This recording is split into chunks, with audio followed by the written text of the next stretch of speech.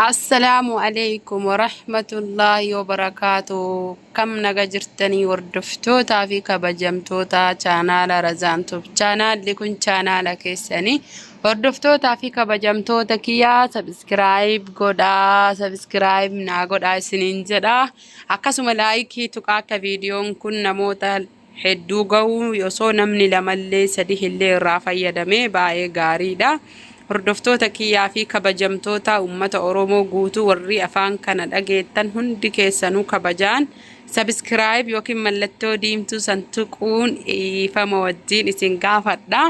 Kanaaf har'aa kan hin qabadhee dhufe wama xiqqoo isii akkasuma immoo tuyyuu bareedina qaama keenyaa miidhagina qaama keenyaa hedduu kan nu fayyadu qaama akkasuma bobaa jalaa akkasuma morma jala kan nu gurraachate akkasuma luka keenya lamaan jidduu kan nu gurraachate jechuudha. Bakkuma kamiyyuu haa ta'u waan nu fayyadu daqiiqaa 30 yookiin 20 ofirra tursiifnee yeroo shaaworii seenuu hennu kan fayyadamnu fuularraa qabee hanga lukaatti hanga harkaatti rifeensa waan hin tahiniin jechuudha. Waan gaarii tokko qabadhee isiniif dhufe kiyaara namni hin beeyne hin jiru jedhee yaada. Har'aa kiyaara dhiyeeffannaa saamunaa doovii dhiyeeffannaa hordoftootaa fi kabajamtoota kiyyaa urgoo dhiyeeffannaa. Kanaaf kanneen walitti hadhaa qopheessinee qophii ajaa'ibaa tokkoon qaama keenya bareechifachuu akkasuma bootaa nu gugurraachatee jedhee addeeffachuu dandeenya isiniin jedha. Gabaabamatti jalqaba irratti kiyaara hin quncifnaa, booda sanii ammoo tuyyuu jalqaba irratti kiyaara hin dhiinaa, erga kiyaara dhiinee geessinee hin quncifnaa, erga quncifnee haala taheen haa ta'u hin bulleeffannaa kiyaaricha kenna. Kiyaara namoonni hedduu hin beekan jedhee yaada yoo hin beeynellee kunoo kama suuraa asirratti argitanii ani isinii kaa'ee amma kunoo mabsharataa jiru kana.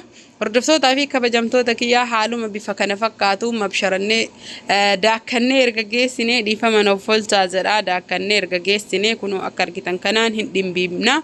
Ziraa gattaa isaa osoo hin ta'in kan hajamnu kan jalaa bahe san osoo hin tahin bishaan isaatii kan barbaannu bishaan isaa dhimbiibbaa qopheeffannee dhimbiibbaa kennan haaluma salphaan haala bareeda taheen kunuu haala kana fakkaatuun hin dhimbiibanna.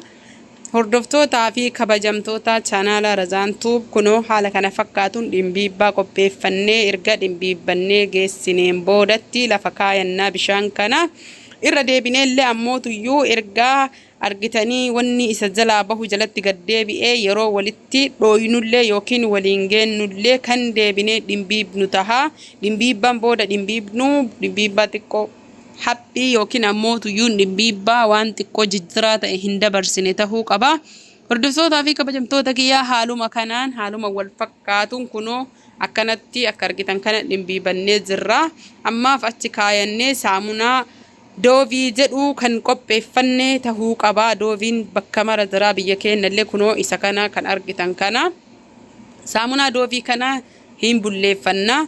Karaa kamiin akka itti bulleeffannu walumaan arginaa baafnee jechuudha. Irraa walakkaa isaa yookiin ammoo ruubii isaa isa kana jechuudha. Yeroo dheeraa kan nu fayyadu jechuu akka kireematitti kan tolfannu yookiin akka qibaatitti kan tolfannuudha. Haala kanaan kun hordoftootaa fi kabajamtoota kiyyaa hin daakkanna. Saamunaan kun hedduu bareedaadha. Akkaataa hedduutu jira akkaataan itti fayyadaman. Kunoo erga kana bulleeffannee jennee saamunaa kana maankaa tokko fuunee kunoo irra deebinee kiyaaricha kennaa.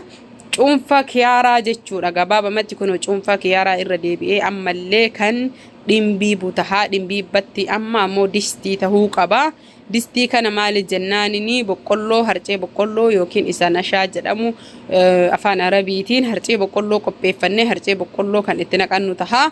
Amma kunoo hordoftootaa fi kabajamtoota kiyyaa urgoo maankaa tokko erga itti godhee jedhee harcee boqqollollee maankaa tokko itti godhaa. Harcee boqqolloo sirriitti daakkame tahuu qaba. Kunoo haaluma kana fakkaatuun harcee boqqolloo sirriitti daakkame erga itti godhee jedhee hordoftootaa fi kabajamtoota kiyyaa asirratti kan beekuu qabnu erga harcee boqqolloo itti goonee urgoo itti goonee geessinee maal goonaa ibidda laafaa akkaan taherra kennaa waliin dhoofnaa. Maal jennaaniin akka qibaatii nuu tahuuf sirriitti jechuudha. Akka qibaatiitti hedduu haalan bareedaa kan tahe jechuudha.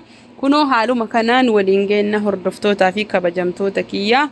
Amma jalqabaaf cuunfaa kiyaaraati. Cuunfaa kiyaaraa distitti dhimbiibannee irra deebinee yeroo lama dhimbiibnee booda sanii urgoo maankaa tokkootii fi harcee boqqolloo kan sirriitti daakkame maankaa tokko kan itti godhannee saamunaan ammoo tuyyuu saamunaan dooviin boodarratti nu hafaa itti godhannaa walumaan laalla.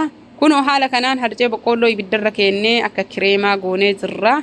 Kunoo argaa jirtanii hordoftootaa fi kabajamtoota kiyyaa harceen boqqolloo yoo ibiddarra gahee jedhe ufumaa wal fudhatee akka kireemaa kana ta'a. Hedduu waan gaariidha. Qaama keenyaaf kan baay'ee akkaan nu addeessuu fi nu bareechisuu hordoftootaa fi kabajamtoota kiyyaa kunoo haaluma argitaniin distii xiqqoo isii kan hafuuraa waxii shunkurtii hin qabne tahuu qabaa. Maaliif jennaan fuulli keenya waan hafuuraa waan eeguuf. Kunoo haala argitaniin amma saamunaa kiyya maankaa tokko kan bulleeffadhe san itti naqadha.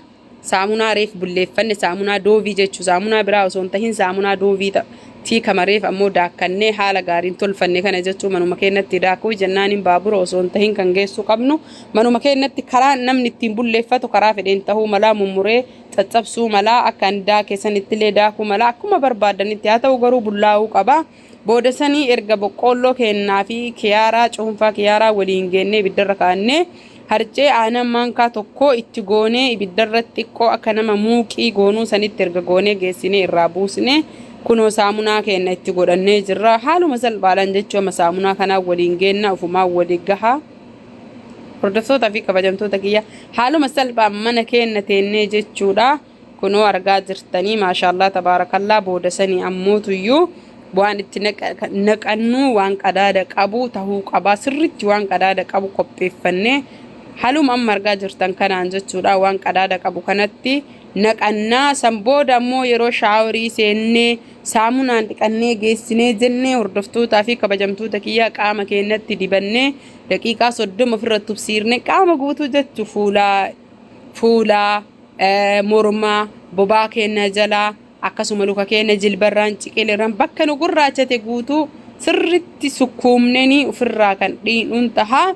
Hordoftoota fi kabajamtoota kiyyaa haaluma kana fakkaatuun sirriitti wanni kun waan akkaan gaariidha. Bakka nu gurraachatee jedhe hedduu kan addeessuu fi akkasuma kan bareechisuu fi gogaa keenya akkaan kan qulqulleessuudha.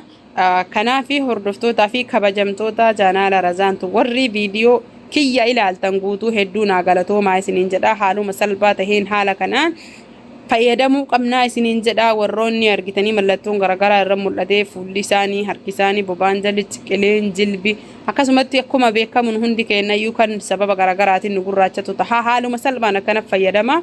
Hanga viidiyoo biraatiin walitti dachaanutti horaa bulaa isiniin jedha. Fuulallee hedduu gaariidha. Nagahatti Oromoo.